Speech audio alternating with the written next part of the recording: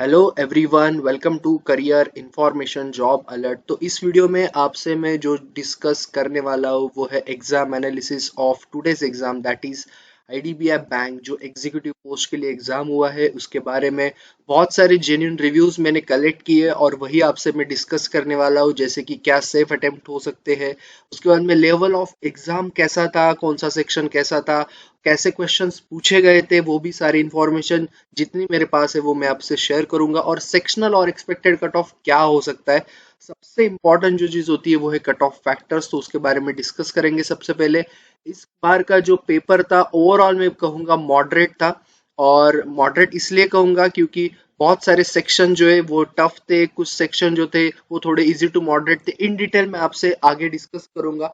लेकिन ओवरऑल जो एग्जाम बच्चों से, जिस कैंडिडेट से मैंने पूछा और जो पढ़ाई करके गए थे, जेन्युइनली जो एग्जाम दिया है, सो ये मॉडरेट लेवल का एग्जाम था। उसके बाद में नंबर ऑफ एप्लीकेशंस जो इस बार एग्जीक्यूटिव के लिए आए हैं, तो ये सबसे बड़ा फैक्टर है इस बार का, क्योंकि लास्ट ईयर सभी को पता है कि एक के बाद एक नोटिफिकेशन आया था, तो दोनों फॉर्म्स जो है वो कैंडिडेट्स ने फिल किए थे। तो इसलिए फॉर्म्स जो थे बहुत ज्यादा थे। इस बार जो है बच्चों को चूज करना पड़ा है कि वेदर उनको जाना है पोस्ट ग्रेजुएट जो बैंकिंग का वो असिस्टेंट मैनेजर ग्रेड ए का होता है उसके लिए, या फिर आपको जाना है एग्जीक्यूटिव के लिए। तो ये थोड़ा कंफ्यूजन था, तो एक ही एक ही ऑप्शन आप सिलेक्ट कर सकते हो। तो यहाँ पे जो फॉर्म्स इस बार आए हैं वो है 50,000 प्लस, यहाँ पे जो फॉर्म्स आए हैं। उसके बाद में सबसे इम्पोर्टेंट जो फैक्टर और एक चीज होती है वो है आपका अटेंडेंस। तो हर एग्जाम का जो अटेंडेंस होता है वो 100% तो बिल्कुल होता ही नहीं है। सो 30-40% जो अटेंडेंस है वो कम ही होता है। और आज भी यही देखा गया है कि जो एग्जाम है वो बहुत से बच्चों ने नहीं दिया है, बहुत से बच्चों ने अटेम्प्ट ही नहीं किया है। तो ये भी चीज सामने आई और इसका बहुत ज्यादा इम्पैक्ट गिरेगा, क्योंकि जहां पे एप्लीकेशन 1 लाख से ज्यादा आते थे, क्योंकि आप सभी फॉर्म भर सकते हो, जैसे कि असिस्टेंट मैनेजर ग्रेड ए का भी भर सकते हो, और ये भी उस टाइम पे 1 लाख से और उससे भी ज्यादा थे एक्चुअली एप्लीकेशन। लेकिन इस बार जो है वो घट के 52,000 प्लस हुए हैं। और एक पॉजिटिव साइन ये है कि वैकेंसी बढ़ चुकी है। 1044 वैकेंसीज यहाँ पे है जो नोटिफिकेशन में आई थी। ओके, तो ये वैकेंसीज भी बहुत ज्यादा है। लास्ट ईयर से देखे जाए तो 920 वैकेंसीज थी, तो उस मुकाबले तो वैकेंसी जो है वो अच्छी खासी यहाँ पे बढ़ चुकी है। और 100 से ज्यादा, यानी कि लगभग 120 से ज्यादा प्लस यहाँ पे वैकेंसीज जो है वो बढ़ी हुई इस बार है। ओके, उसके बाद में candidates are strictly advise to apply only one, जो मैंने आपको बताया, और वो सबसे बड़ा इम्पैक्ट होगा। और एक जो इम्पैक्ट यहाँ पे आएगा वो होगा एग्जाम पैटर्न चेंज। और ध्यान रखना, इसका इम्पैक्ट जरूर आएगा, क्योंकि एग्जीक्यूटिव का जो लास्ट ईयर एग्जाम हुआ था उसमें सबसे बड़ा जो आपका मेन होता है, जिसमें आपके मार्क्स कम होते हैं या फिर वो अटेम्प्ट नहीं कर पाते, वो रहता है जनरल अवेयरनेस, बैंकिंग अवेयरनेस या कंप्यूटर का नॉलेज। तो इस बार वो ऐड हो चुका है, तो मोस्टली जो स्कोर है वो कम हो जाते हैं जब भी जीए या फिर बैंकिंग अवेयरनेस, इकोनॉमी अवेयरनेस, ये सारी चीजें ऐड हो जाते हैं। तो इस बार जो है वो चेंज हो चुका है, क्योंकि 150 मार्क्स का पेपर था पिछले टाइम, और इस बार का जो है वो 200 मार्क्स का है। और प्लस जो रीजनिंग का पैटर्न है वो भी थोड़ा चेंज हुआ है। सो तो उसका भी फर्क पड़ता है, क्योंकि 50 क्वेश्चंस थे, उसमें ज्यादा रीजनिंग जो सिंपल यानी कि बेसिक रीजनिंग जो है वो पूछी गई थी लास्ट ईयर। इस बार थोड़ा उसको चेंज किया है और 60 किया है, और उसमें बहुत ज्यादा चेंजेस हुए हैं पेपर में भी, वो मैं आपको आगे बताऊंगा इन डिटेल। एवरेज अटेम्प्ट्स पे भी डिपेंड करेगा, क्योंकि पिछले साल के एवरेज अटेम्प्ट्स और इसमें बहुत ज्यादा फर्क है। आपको 2 घंटे में 200 क्वेश्चंस, ओके, 200 क्वेश्चंस आपको करने हैं, तो ये बहुत ज्यादा। और आपका एग्जाम पैटर्न भी चेंज हो चुका है, तो वो सारी चीजें बहुत ज्यादा मैटर करती है। इसलिए एवरेज अटेम्प्ट्स कितना है या फिर गुड अटेम्प्ट्स कितना हो सकता है, वो भी आपसे मैं आगे डिस्कस करूंगा। सबसे पहले एग्जाम एनालिसिस आज का मैं आपको बता देता हूँ। तो ये आपका पैटर्न है, वो तो अभी आपको तो पता ही है। सो जो रीजनिंग आया था जिसमें 60 क्वेश्चंस थे, रीजनिंग की मैं सबसे पहले डिटेल में बात करूंगा। रीजनिंग इस बार का जो भी जेन्युइन बच्चों ने मुझे बताया, जो अच्छे से पढ़ के गए थे, कुछ पजल जो थे एक दो ऐसे आए थे कि जहां पे आपको थोड़ा टाइम लग रहा था, और टाइम लग रहा था उसकी वजह से आप ज्यादा अटेम्प्ट्स नहीं कर पाओगे, क्योंकि 60 क्वेश्चंस है और आपको कंपोजिट आवर्स है 2 आवर्स, यानी कि आपको पूरे बाकी भी क्वेश्चंस करने हैं एप्टी वगैरह, तो वो बहुत ज्यादा इम्पैक्ट हो गया। इसलिए रीजनिंग का मैं ये कहूंगा कि इजी टू मॉडरेट लेवल का आपका रीजनिंग था। ओके, मतलब एकदम इजी भी नहीं था कि आप तुरंत तुरंत ज्यादा अटेम्प्ट कर लो। हाँ, कुछ कुछ जैसे टॉपिक थे जो इजी थे, सिलॉक्स जो आते हैं वो ठीक ठाक थे, ब्लड रिलेशन भी ठीक थे, डायरेक्शन एंड डिस्टेंस के थे, चाइनीज कोडिंग के ठीक थे, उसके बाद में ऑर्डर एंड सीक्वेंस ठीक थे। मशीन इनपुट पे ज्यादा टाइम गया बच्चों से जो रिव्यूज मिले। उसके बाद में डेटा सफिशिएंसी भी इस बार जो ऐड किया था, जो आपके LRDA में, मतलब आपके लॉजिकल रीजनिंग में ऐड किया था, तो वो भी आया था। डेटा इंटरप्रिटेशन में आए थे, पाई चार्ट आया था, 4 क्वेश्चन उसमें थे, बार ग्राफ था, 4 क्वेश्चन थे, टेबुलर भी था और उसमें भी 4 क्वेश्चन थे। पजल, एक दो पजल जो थे उसमें टाइम लगा, जैसे कि फ्लोर एंड फ्लैट का था, मेरे ख्याल से 4 फ्लोर 2 फ्लैट ऐसा कुछ एग्जाम में आया हुआ था, और उसको वेरिएबल्स भी थे, कलर दिए हुए थे, वो थोड़ा इजी था। उसके बाद में सिटिंग जो था वो लीनियर प्लस वेरिएबल, यानी कि लीनियर था और आपको वेरिएबल्स भी दिए थे। सर्टेन नंबर ऑफ पर्सन्स का भी सिटिंग अरेंजमेंट था और सेम डायरेक्शन में था, और 5 क्वेश्चन उसमें थे। उसमें उसके बाद में फ्लोर बेस्ड जो 8 फ्लोर का जो क्वेश्चन होता है पजल का, वो 4 क्वेश्चन, लगभग 4 से 5 क्वेश्चन है यहाँ पे। ये तो अप्रोक्सीमेटली ये सारा पैटर्न आपका आज जो है वो दिखाई दिया, तो मैं यही कहूंगा इजी टू मॉडरेट लेवल का ये था। उसके बाद में बात करेंगे कॉन्ट की, यानी कि एप्टी। सो अप्रोक्सीमेशन 7 क्वेश्चंस आए हुए थे। रॉन्ग नंबर सीरीज जो है वो थोड़ा मुश्किल जाता है, क्योंकि मिसिंग नंबर थोड़ा आसान होता है हमेशा बच्चों को, क्योंकि अगर आप भी कैलकुलेट करके देखोगे, अगर आप कोई दो क्वेश्चन सॉल्व करते हैं जिसमें आपको एक में आपको रॉन्ग नंबर ढूंढना है, एक में आपको मिसिंग नंबर ढूंढना है, तो आप मिसिंग नंबर शायद से आप फास्ट कर लोगे, तो रॉन्ग नंबर सीरीज में थोड़ा टाइम गया है। क्वाड्रेटिक क्वेश्चन जो आए थे वो 5 क्वेश्चन थे। कैसलेट डीआई जो था वो एक टेबुलर का, दोनों टेबुलर के थे, एक था उसमें फिजिक्स केमिस्ट्री मैथ्स के शायद से दिए हुए थे, और दूसरा टेबुलर जो था वो था एग्जाम बेसिस पे। उसके बाद में मिसलेनियस क्वेश्चन, एवरेज आया था, एज आया, बोट एंड स्ट्रिप का आया था, क्वांटिटी बेस्ड क्वेश्चन थे, profit and loss, CI and mixture के भी यहाँ पे, सीआई कंपाउंड इंटरेस्ट में भी यहाँ पे क्वेश्चंस थे, और बहुत सारे ऐसे ही क्वेश्चंस थे। एप्टी की मैं बात करूँ, बच्चों से थोड़ा एप्टी का जो है मुझे मॉडरेट लेवल का लगा, इजी नहीं था एप्टी, ज्यादा अटेम्प्ट नहीं कर पाए बच्चे एप्टी का। सो ये मॉडरेट लेवल का एग्जाम था फॉर एप्टी सेक्शन के लिए। ओके, तो जो भी बोल रहे हैं इजी है ये वो, ऐसा नहीं था। एप्टी थोड़ा बहुत टाइम कंज्यूमिंग था, आपको बाकी जो है सेक्शन वो भी सॉल्व करने थे। सो एप्टी जो था मैं मॉडरेट लेवल का कहूंगा। होप सो आप एग्री करोगे अगर आपने पेपर दिया है। उसके बाद में इंग्लिश जो था, आप अगर चारों सेक्शन कंपेयर करोगे तो आपको चारों में इजी जो था वो इंग्लिश था। इसमें बहुत अच्छे अटेम्प्ट्स बच्चों ने किए हैं। आरसी था, 10 क्वेश्चन थे उसपे, उसमें भी एंटीनॉम्स सिनॉम्स आए थे। उसके बाद में एरर डिटेक्शन का था। उसके बाद में क्लोज टेस्ट था, filler, word swap and sentence rearrangement के 5 क्वेश्चन थे। तो यहाँ पे जो सबसे ज्यादा मुझे अटेम्प्ट्स एक्यूरेसी के साथ अच्छे दिखे वो इंग्लिश में दिखे। सो इंग्लिश में बच्चों ने बहुत अच्छे अटेम्प्ट किए, और चारों सेक्शन में से सबसे फास्ट और सबसे, बोल सकते हैं एक्यूरेट, या फिर थोड़ा बहुत इजी था, चारों में कंपेयर किया तो वो इंग्लिश ही था आज के पेपर में। बाकी पेपर तो टफ था, वो तो बिल्कुल रहेगा। उसके बाद में अभी इस बार जो ऐड किया था, general economy, banking awareness, computer IT, तो सीधा सीधा कंप्यूटर के अगर उसमें 60 में से क्वेश्चंस देखे तो 18 से 20 क्वेश्चंस आपको नजर आएंगे। उसमें से कुछ क्वेश्चंस इजी भी थे, कुछ जिनको कंप्यूटर एप्लीकेशन, कंप्यूटर का नॉलेज है बेसिक, उनको थोड़ा ये आसान जाएगा 18 या 20 क्वेश्चंस, और ये प्लस पॉइंट उनके लिए हो सकता है, क्योंकि मैं यही कहूंगा और आप सब भी एग्री करोगे, 4 सेक्शन में से सबसे ज्यादा जहाँ पे डिसाइडिंग फैक्टर आपका हो सकता है वो जनरल इकोनॉमी, बैंकिंग अवेयरनेस और कंप्यूटर आईटी वाला ही सेक्शन होगा।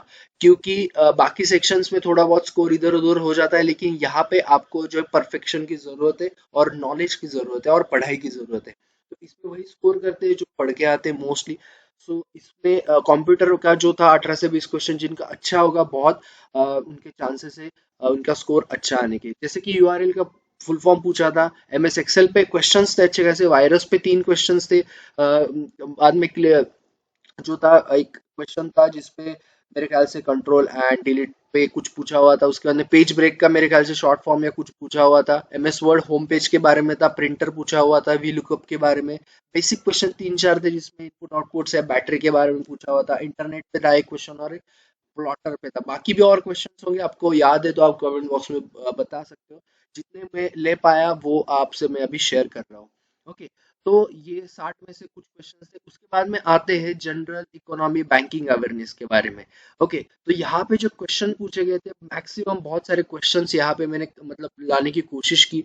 जैसे कि किसान विकास योजना पे क्वेश्चन था एक, world food price index state wise rank इस पे क्वेश्चन था, first unicorn of India, PM street vendor, उसके बाद में यूपीआई लिमिट पूछा हुआ था बाय सेबी, आरटीजीएस का लिमिट कितना होता है ये पूछा हुआ था, असले बार्टी जो है which number of grand slam उन्होंने जीता, उसके बाद में फूड बेस्ट परफॉर्मेंस स्टेट, उसके बाद में वर्ल्ड प्रेस फ्रीडम इंडेक्स, अटल पेंशन योजना पे क्वेश्चन था, रेपो रेट पे था, ट्रीप का जो है TRIP का आपको फुल फॉर्म पूछा हुआ था, बैडमिंटन रिलेटेड एक क्वेश्चन था, उसके बाद में मोहनजोदाड़ो किसने डिस्कवर किया ये पूछा हुआ था, उसके बाद में बुक पे था एक who increase by my interest, ये बुक के बारे में मेरे ख्याल से था, WTO के बारे में था, वर्ल्ड ट्रेड सेंटर कॉन्फ्रेंस को होस्टेड बाय, उसके बाद में जन समर्थ पोर्टल के बारे में था, बाद में निया स्कीम के बारे में था, टारगेट MSP प्रोग्राम ऑफ विट के बारे में था, उसके बाद में सेबी पे एक क्वेश्चन था, पीएम डिवाइन डेवलपमेंट के बारे में एक क्वेश्चन था, यूटीआर का जो था नंबर ऑफ यूनिट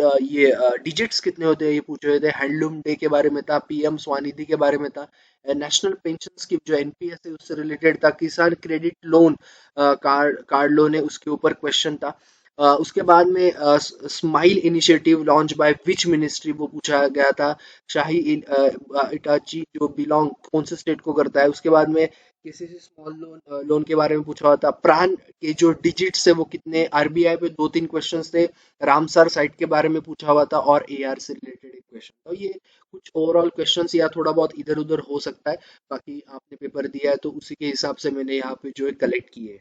ओके, तो ये था आपका जो शिफ्ट वन का। शिफ्ट टू के लिए भी थोड़ा बहुत मैंने जो कलेक्ट किया है मैथ्स रीजनिंग और इंग्लिश के बारे में वो भी बता दूं। थोड़ा बहुत वैसा ही था पेपर, मैथ्स का भी यहाँ पे आपको ट्रिकी था, यानी कि मॉडरेट ही लेवल का था। दो कैसलेट दिए आए थे, सिंप्लीफिकेशन 5 आए थे, रॉन्ग नंबर इसमें भी आया था, कंपैरिजन ऑफ क्वांटिटी आए थे दो क्वेश्चन, उसके बाद में डेटा सफिशिएंसी के भी क्वेश्चन कुछ थे, कितने थे ये पता नहीं, क्वाड्रेटिक इक्वेशन के 5 थे, एवरेज बाद में एवरेज पूछा गया था, प्रॉफिट एंड लॉस के दो क्वेश्चन थे, परसेंटेज पे था, मिक्सचर एलिगेशन पे था, उसके बाद में SI या CI यानी कि सिंपल इंटरेस्ट कंपाउंड इंटरेस्ट पे था, टाइम एंड वर्क पे एक क्वेश्चन था, पार्टनरशिप पे दो थे, मेजरेशंस पे एक क्वेश्चन था। रीजनिंग का जो था अनसर्टन रो मेरे ख्याल से 18% थे और वेरिएबल फ्लावर था, 5 क्वेश्चन थे, फ्लैट एंड फ्लोर पे अगेन यहाँ पे मेरे ख्याल से 4 फ्लोर या दो फ्लैट ऐसा कुछ था, 8 मेंबर्स थे उसमें, 5 क्वेश्चन, लीनियर पजल था, 7 पर्सन विद अगेन इसमें वेरिएबल फ्लावर ही दिया था, फ्लोर बेस 9 मेंबर्स थे उसमें, 5 क्वेश्चन, सिलॉक्स पूछे गए थे, ब्लड रिलेशन था एक, उसके बाद में डायरेक्शन डिस्टेंस के 3, machine input output 5, statement conclusion के 3, और डेटा सफिशिएंसी में जो था ऑर्डर रैंकिंग एंड फ्लोर के लिए एक एक क्वेश्चन यहाँ पे पूछा गया था। अगेन रीजनिंग की अगर मैं बात करूँ यहाँ पे इजी टू मॉडरेट ही था, एक आध जो पजल था वो टाइम ले रहा था, बाकी सब ठीक था। English again compare to all the four जो सेक्शन है आपका इसमें भी इजी था, cloze test, error detection, word swap, sentence rearrangement and RC जो था मोबाइल इक्विपमेंट्स में पूछा गया था। तो ये था शिफ्ट का कुछ। अभी अगर मैं ओवरऑल गुड अटेम्प्ट की बात करूँ डिटेल में, आपके जो जैसे मुझे रिव्यूज मिले इसके हिसाब से, देखिए मैं सबसे पहले ये बोलता हूँ कि आपका जो इंग्लिश था वो थोड़ा बहुत इजी टू मॉडरेट था, उसको मैं एटलीस्ट इजी ही कहूँगा। कंपेयर करें तो चारों सेक्शन, तो इसमें मैक्सिमम बच्चों ने अटेम्प्ट किए जितने भी बच्चों से मैंने बात किया, और थोड़ा बहुत एक्यूरेसी के साथ भी बच्चों ने यहाँ पे अटेम्प्ट किए हैं। ओके, सो 30 से 35 अटेम्प्ट जो होंगे वो बहुत अच्छे होंगे। अगर आपके इससे कम भी हुए ऐसा कुछ नहीं, मैं आपको एक ओवरऑल बता रहा हूँ, क्योंकि आपको चारों में से ऐड करके आपके उतने होने चाहिए और सेक्शन आपका क्लियर होना चाहिए, ये इंपॉर्टेंट है। क्योंकि कोई कोई ऐसा होता है कि एप्टी में अच्छा हो, कोई कोई ऐसा होता है रीजनिंग में अच्छा हो, कोई कोई ऐसा हो कि इंग्लिश में अच्छा हो, तो ये सारी चीजें होती है।